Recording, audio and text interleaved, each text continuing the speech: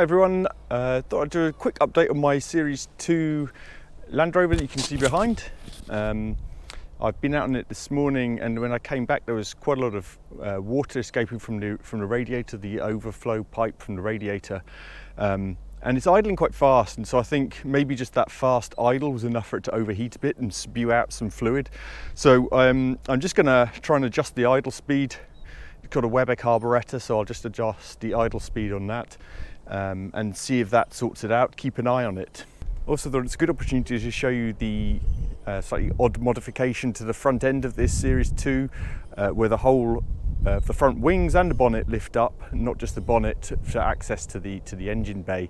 So I will show you that. So you can see there's a clip here which keeps this from bouncing around when you're driving, and that locks in place to keep it in place with a padlock. Now, I just came to undo this and get it under the engine bay, and couldn't find the key anywhere. I've looked everywhere in the house. This is kind of typical for me. I can't believe I've lost it, but I think I had. So I've just had to grind off this padlock, which was a bit annoying. Anyway, I'll get another cheap padlock at some point and put that back. So yeah, the unexpected extra job of grinding there. So I always find this slightly dodgy, lifting this up. This all lifts up from here on my own. It's relatively heavy, but it's a bit of a nightmare. I use a couple of post stakes to prop this up. It's not ideal. Yeah, and always feels slightly dodgy, especially in the wind like we've got today. But I'll show you how this works. So this comes up, and then what I do is prop these up either side, which feels far from ideal.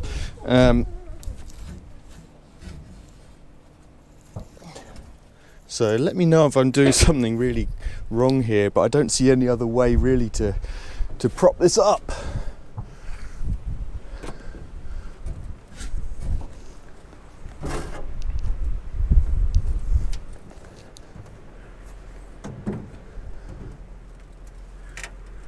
As I say, when your head's under there, I don't always feel that safe, so it's always good to have someone else here. So it's a nice idea, gives you better access, especially down the sides, obviously, which you can see I'll be able to get into the carb quite easily there.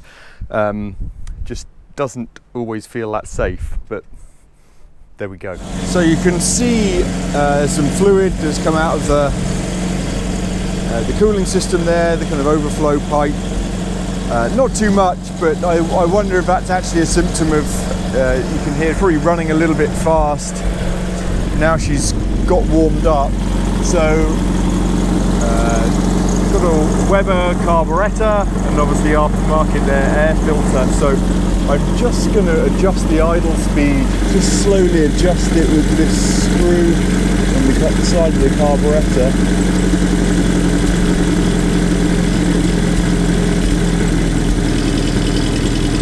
See, that's already idling a bit slower. Not running perfectly, as you can hear.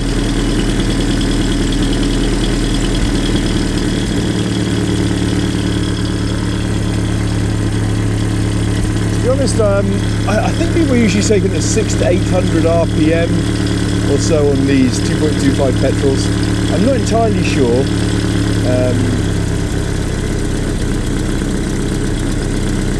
And I'm not exactly sure what 600 to 800 RPM sounds like, but to me that sounds like a better speed for it to be running at, like this.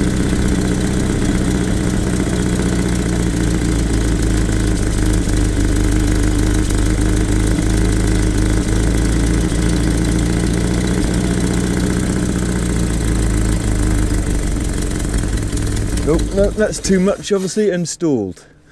Okay, we'll start her up again. Right, take two.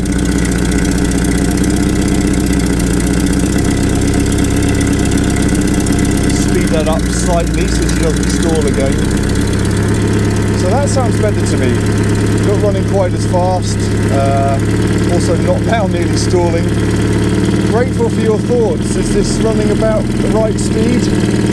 been running a couple of minutes now, and I think I'm just going to slow that idle speed a little bit more.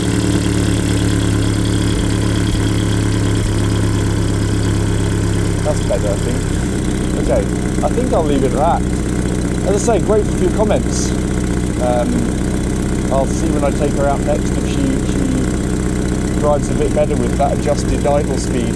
So I am back off-road, incidentally in low range, therefore four-wheel drive, just because the lower ratio gearbox is I find generally better for driving off-road. So I just wanted to come and see how bad this gearbox is, and it seems to go into first and second okay when I'm stuck here. I think it's maybe just needs very careful placement of the gears. So let's give it a go. See, there's a graunch again.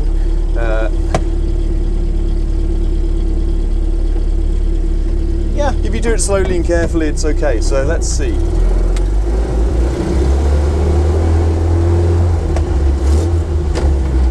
Bit of a graunch into second, but not terrible.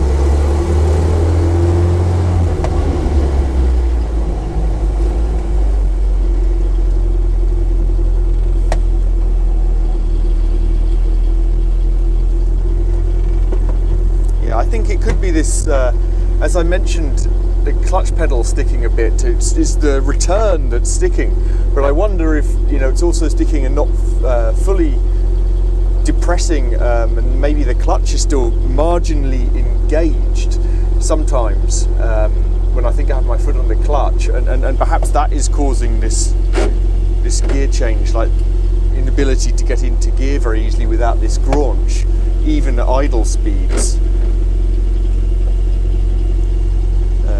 So I think that is the next thing to look at. We'll have a look.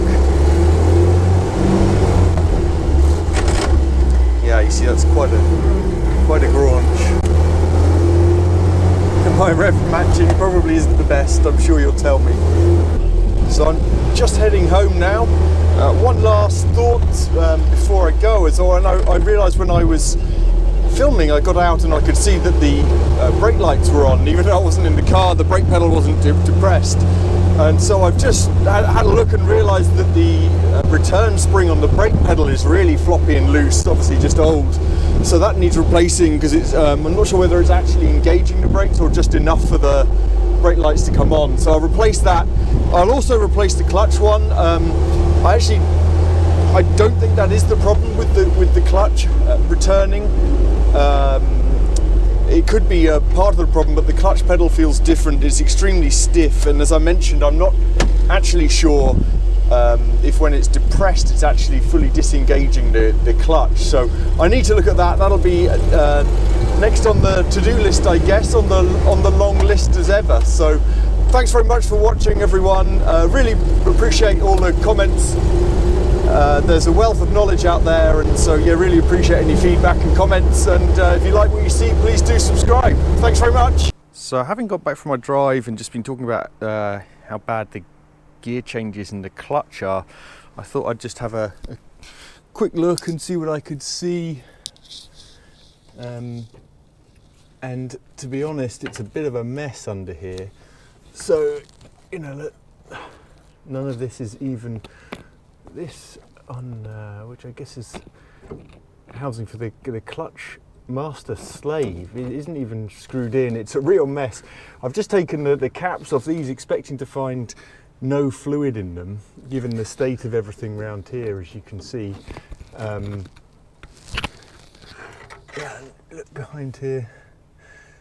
But yeah, there seems to be fluid in them, but it seems pretty obvious that the next job is to change the clutch master cylinder, slave cylinder, I guess, and see if that solves it. Quite when I have time to do that, and if I've got the skills to do it, we will see. But I will keep you posted.